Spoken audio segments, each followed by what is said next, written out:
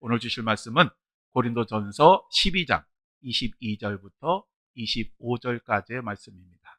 함께 읽습니다.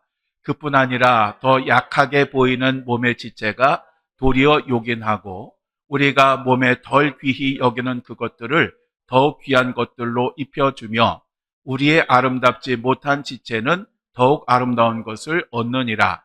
그런즉 우리의 아름다운 지체는 그럴 필요가 없느니라. 오직 하나님이 몸을 고르게 하여 부족한 지체에게 귀중함을 더하사 몸 가운데서 분쟁이 없고 오직 여러 지체가 서로 같이 돌보게 하셨느니라. 아멘. 예, 자리에 앉아주시기 바랍니다. 자, 오늘은 본문 말씀 가지고 2월 우리 산성교회 교회인 서로 돌아보고 격려하는 교회. 여러분 기도하고 계시죠? 달력 뜯을 때마다 꼭 보고 계시죠? 아니신 표정 같은 분들도 있습니다.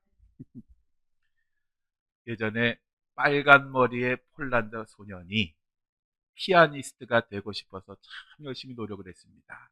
그런데 그 피아노 레슨을 맡은 교사가 이 아이에게 계속 뭐라 그랬냐 하면, 야, 너는 손가락이 짧고 두꺼워서 너는 좋은 피아니스트는 못 될 거야. 그러니까 이런 이야기를 할 때 이 소년이 얼마나 낙심했겠어요. 그런데 하루는 폴란드가 배출한 아주 피아노의 거장인 루빈스타인이라고 하는 사람이 이 소년의 연주를 듣고 나서 뭐라 그러냐 하면, 조금만 다듬으면 천부적인 재능이 빛을 볼 것이다 라고 그렇게 얘기를 했어요. 그러자 이 소년이 그 얘기를 듣고 힘을 얻어서 아주 열심히 피아노를 연습을 했습니다. 그리고 세계적인 피아니스트가 되었습니다. 그리고 이 사람은 유명한 피아노 곡들을 참 많이 만들었는데요. 그가 그 작품이 얼마나 훌륭했느냐 하면, 그 폴란드 출신이자 피아노의 시인이라고 불리는 쇼팽의 뒤를 이어서 폴란드의 작곡가라고 하는 이 명칭을 이 사람이 얻었습니다. 그가 작곡한 그 작품 가운데 우리가 너무너무 잘 아는 게 있습니다. 소녀의 기도라고 하는, 여러분 우리가 어렸을 때 정말 많이 들었던 그 소녀의 기도 피아노 곡이 바로 이 사람이 작곡한 것입니다. 이 사람이 누구냐? 바로 이 사람은 파데레스부스키라고 하는 그런 사람입니다. 이 사람은 제1차 세계대전이 발발하자 폴란드 독립운동에 가담을 했고요. 후에 폴란드의 총리와 대통령까지 됩니다. 그래서 사상 최초의 음악가 대통령이 되었던 것입니다. 한 사람의 칭찬과 격려가 한 사람의 인생을 이렇게 바꾸었던 것입니다. 누가복음 4장 24절에 예수님께서 이런 말씀하셨습니다. 함께 읽습니다. 내가 진실로 너에게 이르노니 선지자가 고향에서는 환영을 받는 자가 없느니라. 아멘. 이 말씀은 예수님께서 고향인 이 나사렛에서 그리고 동족인 이스라엘 백성들에게서 환영을 받지 못하고 배척당할 것이다 라고 하는 그러한 말씀인데요. 이 말씀의 의미를 가만히 생각해 보면 정말 그럴 만합니다.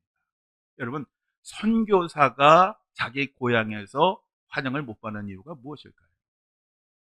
그것은 그 사람이 태어나면서부터 코 흘리고 뛰어놀고 하는 그 모든 성장 과정을 너무너무 잘 알기 때문에, 그래서 그 사람을 인정하긴 하지만 선지자로 존경하기는 참으로 쉽지 않을 것입니다.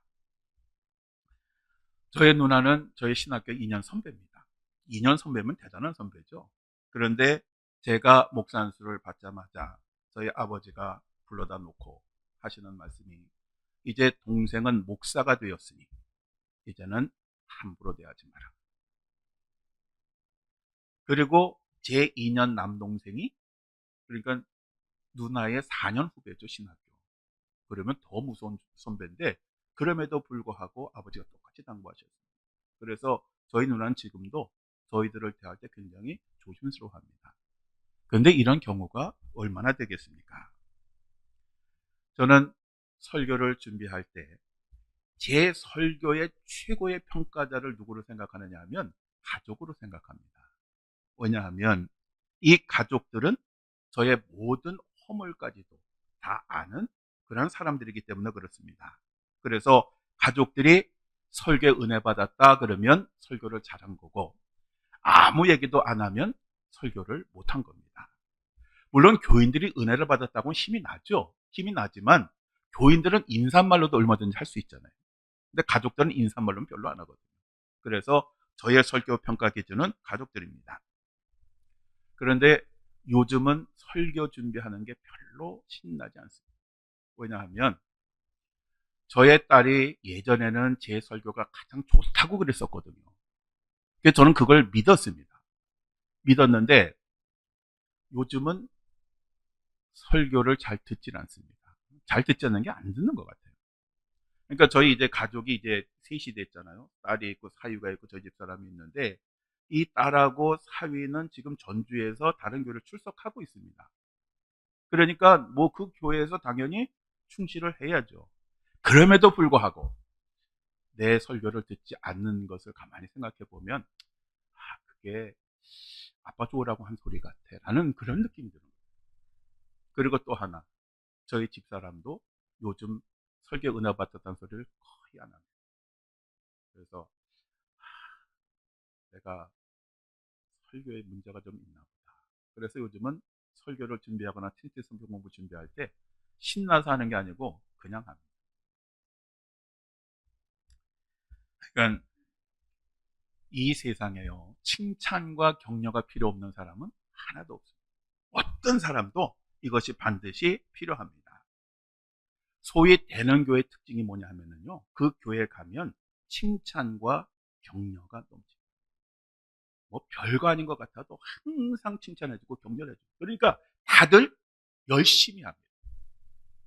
안 되는 교회는 어떤 교회냐 하면 가면 뭐 그렇게 불평과 불만이 많은지, 누가 어떻고 뭘 잘못했고 뭐 어디 갔고 뭐 이런 소리 하는 교회치고 은혜스러운 교회 없고 성령의 역사가 있는 교회가 없습니다. 예수님은 우리들에게 이렇게 말씀하셨습니다.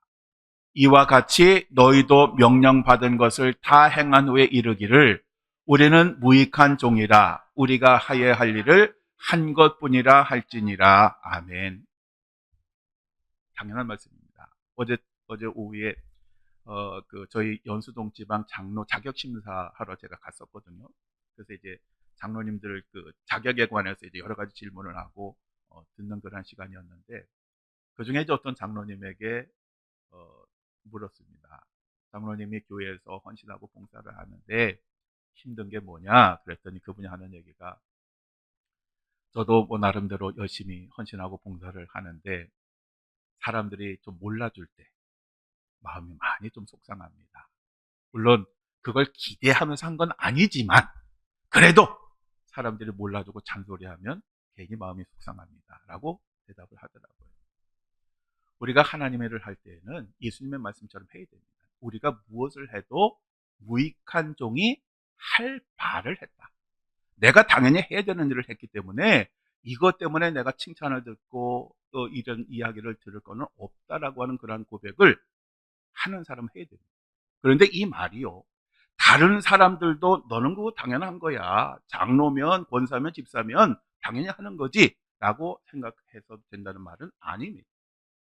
다른 사람, 본인은 그렇게 생각하고 헌신하고 봉사해야 되지만 다른 사람들은 얼마나 힘들었어, 정말 수고 많이 했어, 너무 보기 좋았어, 아주 그것이 내게 은혜가 되고 힘이 돼 라고 하는 그런 의무가 있다라고 하는 것입니다. 오늘 본문 말씀을 현대인의 성경으로 우리 한번 읽겠습니다.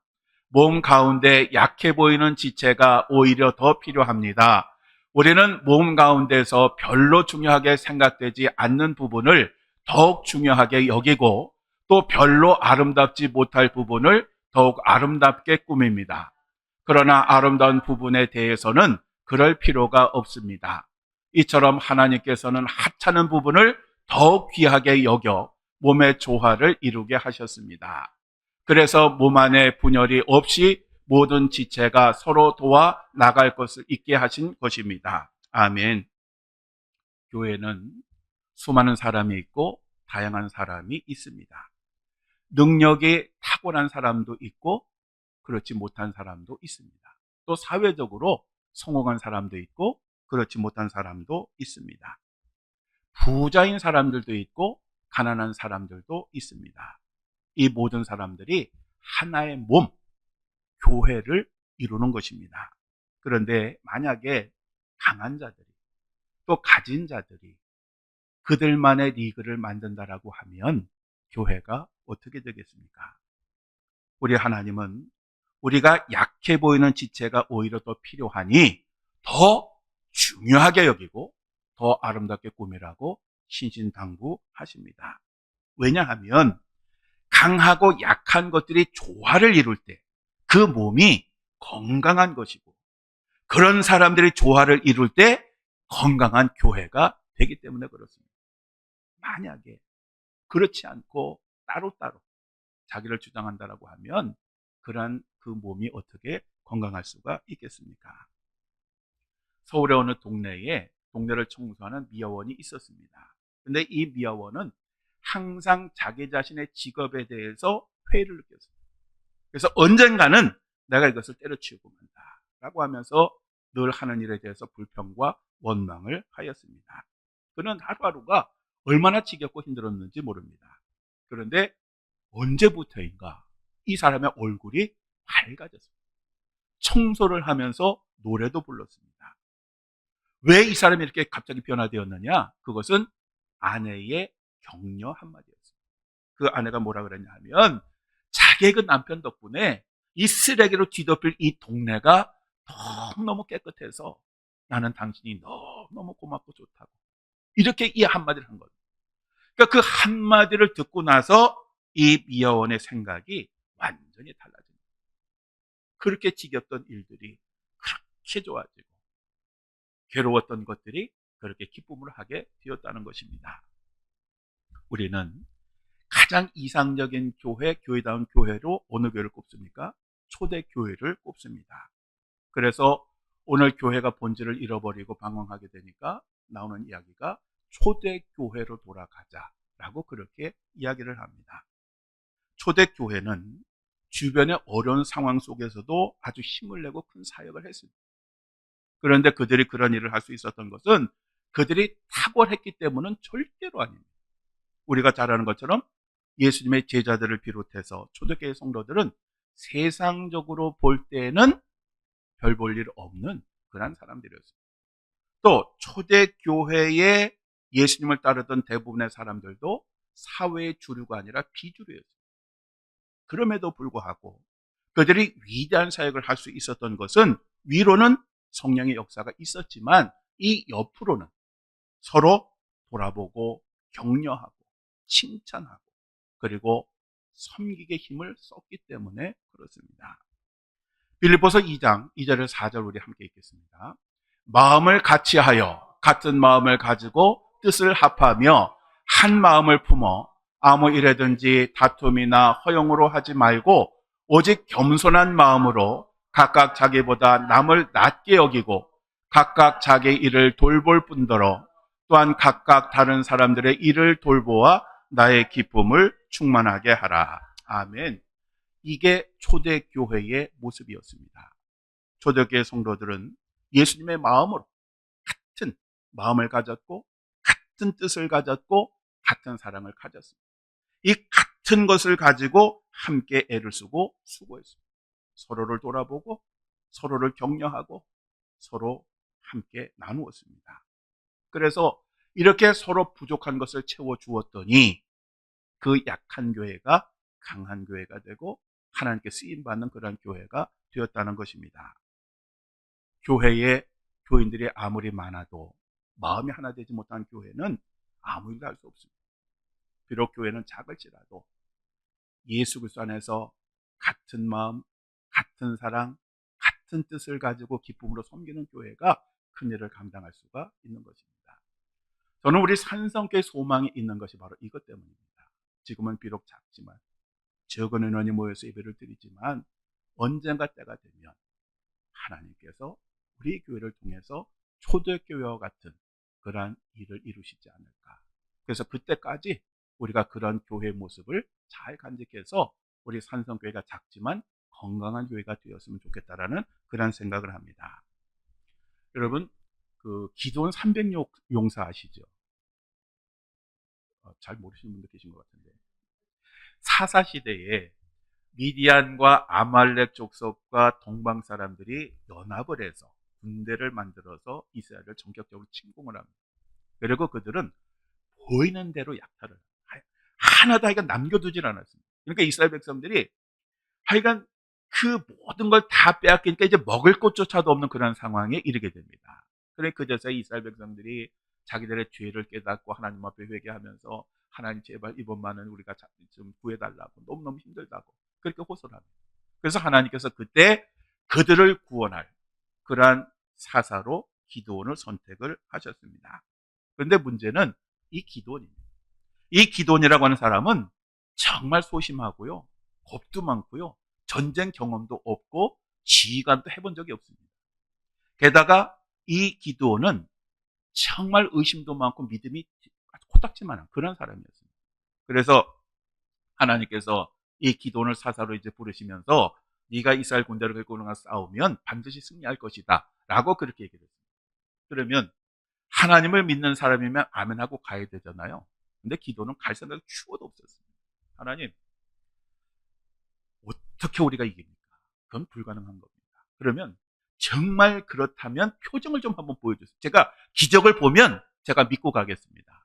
그래서 하나님께서 바위에서 불이 나와서 번제물과 그 무교병을 태우는 그런 기적을 보여주셨습니다.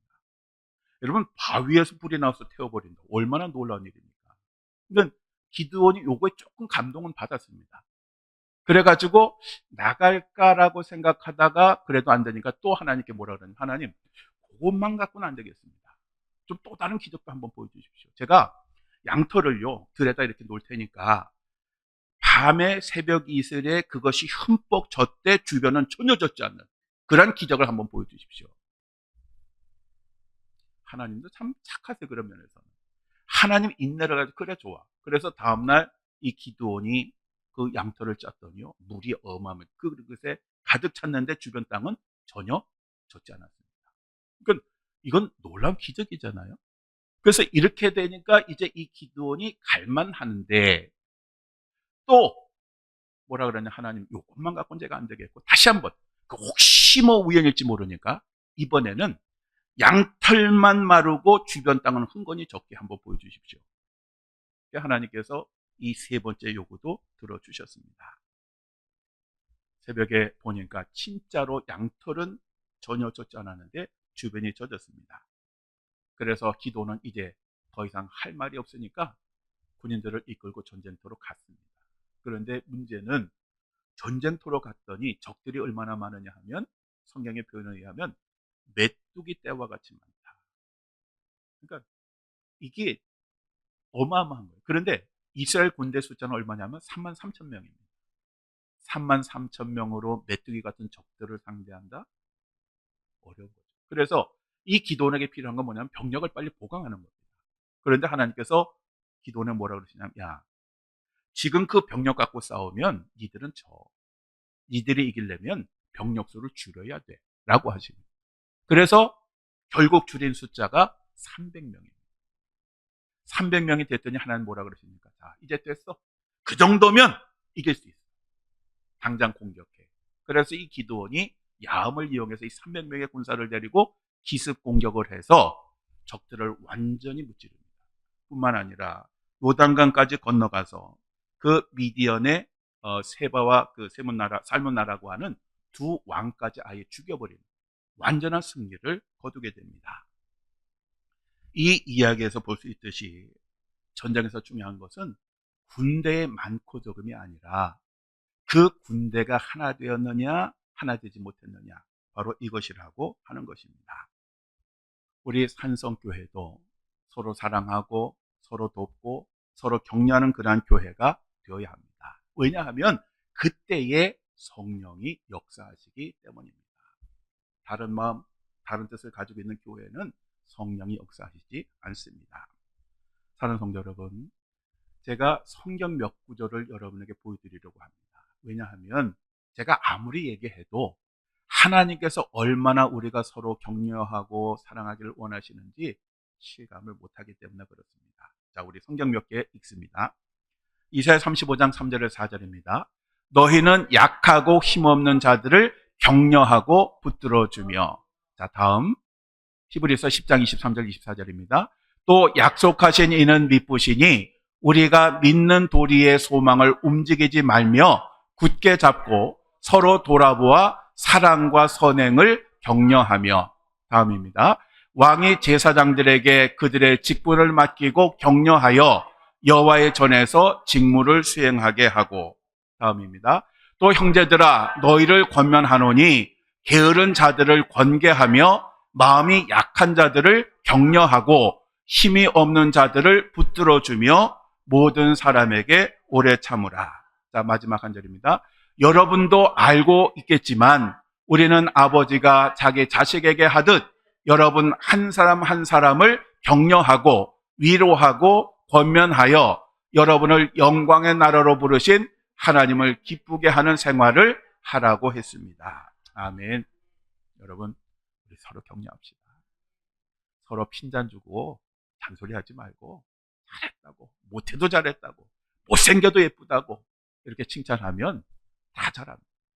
그리고 그런 교회가 하나님의 사랑을 받고 성령의 살아 역사하십니다. 우리 그런 산성교회를 만들어 갑시다. 기도하시겠습니다.